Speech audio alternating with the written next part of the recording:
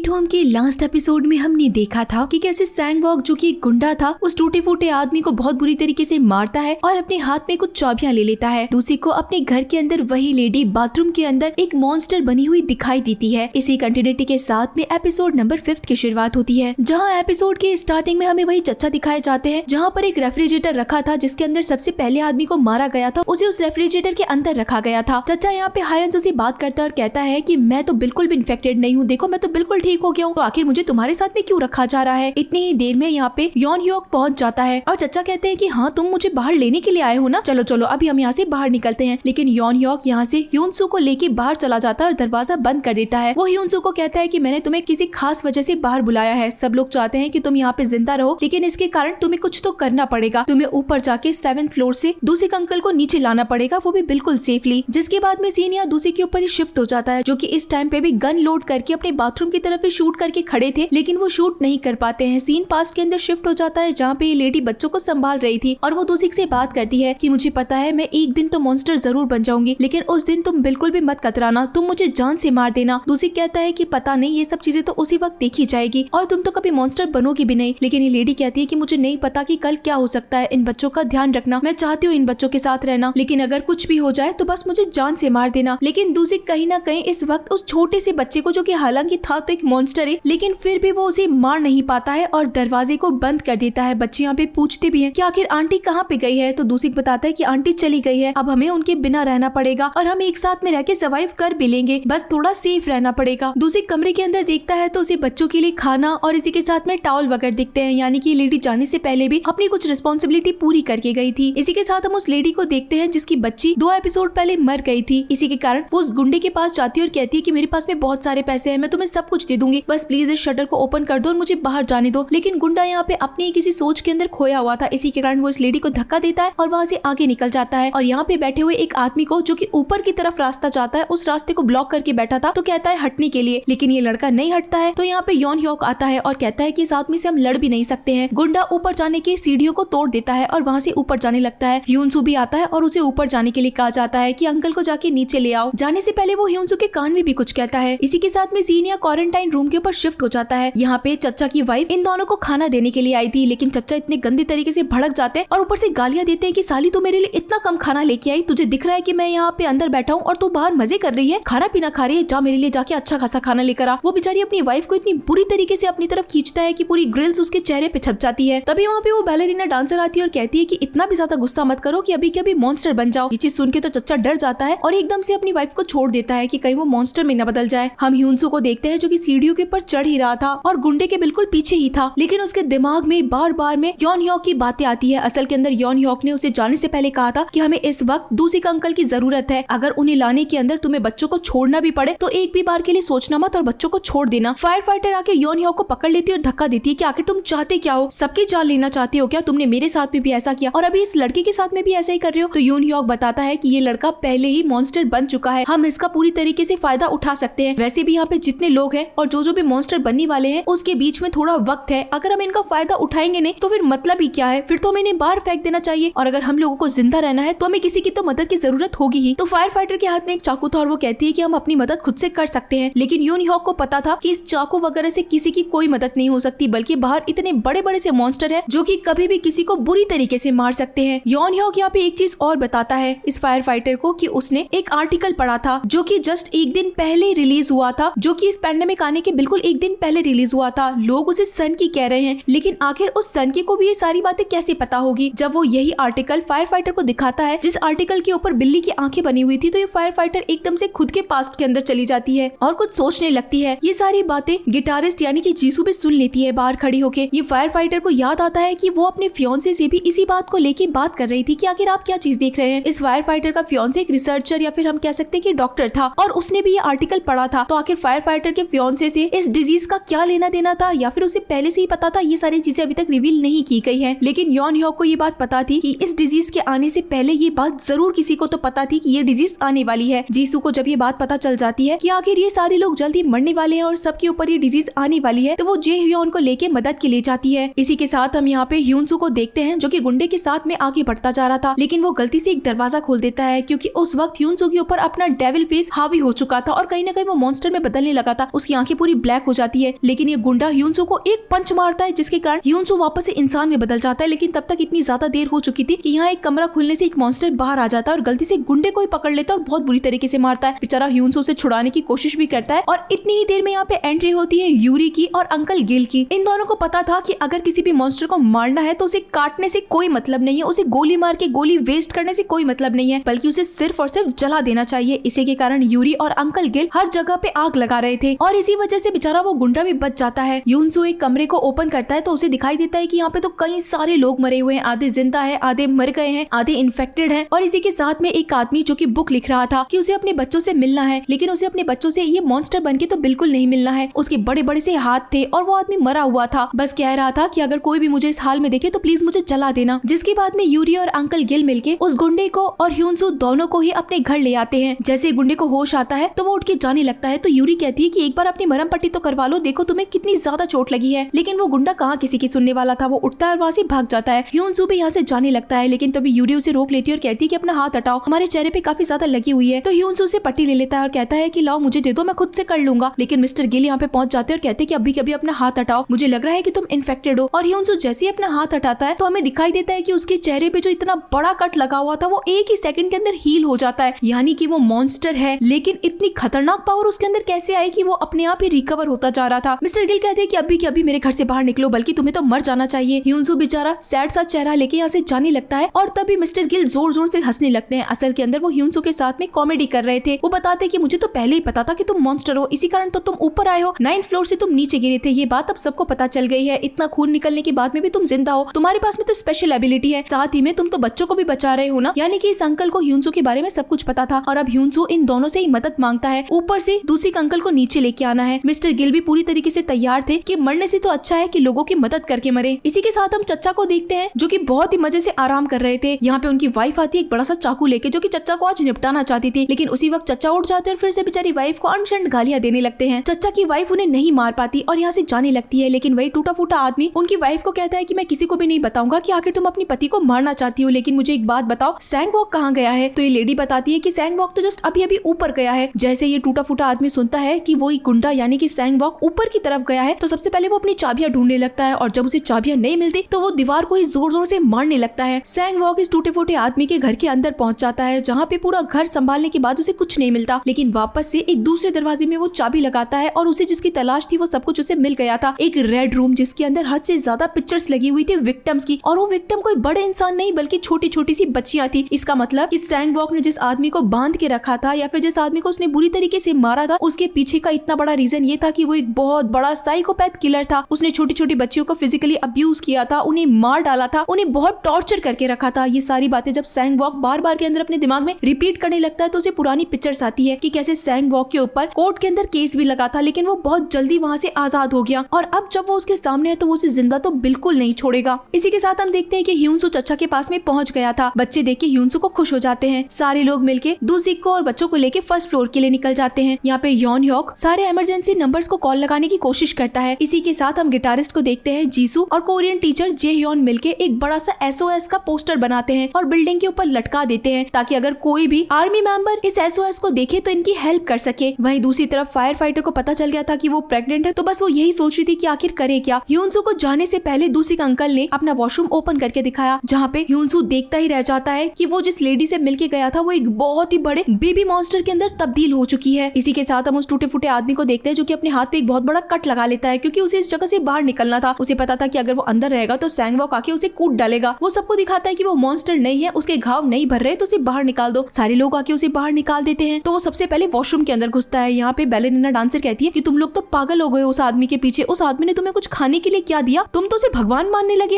हो सकता है कि यही सबसे बड़ा गुंडा हो। और असल के अंदर हुआ भी यही था। ये टूटा फूटा आदमी ही एक बहुत बड़ा क्रिमिनल था। ये वॉशरूम के अंदर जाता है और एक हथौड़ा लेके आता है। अब तो सैंग वॉक नीचे उतर चुका था और नीचे आते ही इस टूटे फूटे आदमी को और बुरी तरीके से तोड़ता है। अब तो उसके पास में एक हथौड़ा भी आ चुका था, जिसके कारण वो इसके सर पे आंख पे मारता ही जाता है। लेकिन ये टूटा फूटा आदमी अभी भी मरने को तैयार नहीं था। आखिर में मरता मरता भी वो सैंग वॉक को कहता है कि तुम मेरा कुछ नहीं बिगाड़ सकते, मैंने तो बहुत कुछ कर लिया है और मुझे जिंदा भी रहना चाहिए। सैंग वॉक को इतना भयंकर गुस्सा आता है कि वो उसके चिथड़े उड़ा देता है, इतनी बुरी तरीके से उसका सर फोड़ता है और उसके बाद में उसे घसीटता हुआ सीधा शटर के पास तक ले आता है। सारा दम लगा के सामानों को हटाता है और शटर को ओपन करता है। सारे लोग उसे देखते देखते रहते बेसमेंट वाले कि आखिर ये ऐसा कर क्यों रहा है, इसने किसी आदमी को क्यों मारा। लेकिन सैंग वॉक कुछ भी नहीं सोचता, इस आदमी को भारी बारिश के अंदर उठा के बाहर ले आता है और ग्लूटन बड़े से मॉन्स्टर जो कि बड़े बड़े से पाइप्स के अंदर रह रहा था वहीं जाके इस टूटे फूटे आदमी को छोड़ देता है और अंदर आने से पहले उस छोटी सी बच्ची और सोल्जर की बॉडी को भी अंदर डाल देता है और उसके बाद में शटर को नीचे करने लगता है। इसी वक्त यहाँ पे कोरियन टीचर यानी कि जे ह्योन आता है और शटर को नीचे करने से रोक लेता है, यानी कि कहीं ना कहीं वो चाहता था कि ये गुंडा बाहर ना रहे। इन सबको पता चल गया था कि ये आदमी बुरा नहीं है, इसने मरे हुए लोगों को भी अंदर तक लाया है, मतलब जरूर कोई ना कोई तो बात होगी। लेकिन इस वक्त सैंग वॉक अपने आप में काफी ज्यादा घायल था, इसी के कारण वो बेहोश हो जाता है। बाहर मरे हुए लोगों की बॉडी अंदर आई थी तो वो लेडी अपनी मरी हुई बच्ची को उठा के गले से लगा के जोर जोर से रोती है। बच्चे भी इस वक्त डे केयर के अंदर पहुंच गए थे और वही लेडी जिसकी बेटी मर गई थी वो इन बच्चों के पास में जाती है, इन्हें ड्राई क्लीन करती है और ये बच्चे इस लेडी से पूछते हैं कि आखिर हमारे पेरेंट्स कब आएंगे, हमारे डैड कहाँ गए हैं। तो ये लेडी इन्हें गले से लगा लेती है और उसके बाद में जोर से रोती है कि आज के बाद हम सब साथ रहेंगे, मैं तुम्हारा ख्याल रखूंगी। इसी के साथ में एक सीन दिखाया जाता है कि इस बिल्डिंग के अंदर एक हिस्से को ऐसा बना दिया गया था जहाँ पे ये लोग मरे हुए लोगों की बॉडी को दफना देंगे। तो अभी तक जितने भी लोग मरे थे उन सब की बॉडी को दफना दिया गया था। छोटे बच्चों ने उनके लिए फ्लावर्स भी बनाए थे और उन फूलों को भी रख दिया जाता है। यहाँ पे चचा की वाइफ आके फायर फाइटर से पूछती है कि अब आखिर तुम इस बच्चे को कैसे संभालोगी। तो फायर फाइटर कहती है कि मैं इस बच्चे को मेरे हिसाब से संभाल लूंगी, जैसे भी संभालना होगा। जिसके बाद सारे लोग सो रहे थे और बच्चों के डायनासोर को दिखा के एक स्टोरी दिखाई जाती है कि आज से हजारों साल पहले डायनासोर हुआ करते थे, लेकिन एक वक्त ऐसा आया जब वो सब गायब हो गए और आज भी एक वक्त ऐसा आया है जब इस डिजीज के कारण कोई भी इंसान जिंदा नहीं बचेगा। लोग खुद के डिजायर के कारण मरते जा रहे हैं। तो कैसा होगा कि अभी एक बार सब कुछ खत्म हो जाए और वापस से एक बार नई दुनिया जन्म ले। इन सब के पीछे हमें ह्योन सू के शॉट्स दिखाए जा रहे थे। ह्योन सू को बार बार के अंदर काम दिया जाता था। ह्योन ह्योक उसे बाहर लाता है और उसका हथियार देता है और अब जब वो एक डेविल था, मॉन्स्टर था, तो उसे ऊपर भेजा जाता था मॉन्स्टर्स को मारने के लिए। वो ऊपर जाता है बिल्डिंग्स के, जहाँ पे उसे हेलीकॉप्टर वगैरह भी दिखाए जाते हैं। इसी के साथ हम यहाँ पे ग्लूटन मॉन्स्टर को देखते हैं जो कि बाहर पड़े हुए टूटे फूटे आदमी के अंदर का सारा आइटम खा रहा था। लेकिन तभी उससे भी एक बहुत बड़ा जाइंट मॉन्स्टर आता है जो कि इस ग्लूटन मॉन्स्टर को तो हाथ से उठा के पिचका देता है। इसका मतलब था कि सोचिए इससे भी बड़े बड़े कितने बड़े मॉन्स्टर बाहर बैठे होंगे। तो चलिए फिर मिलते हैं आप सभी लोगों से अगले एपिसोड में, तब तक के लिए टाटा।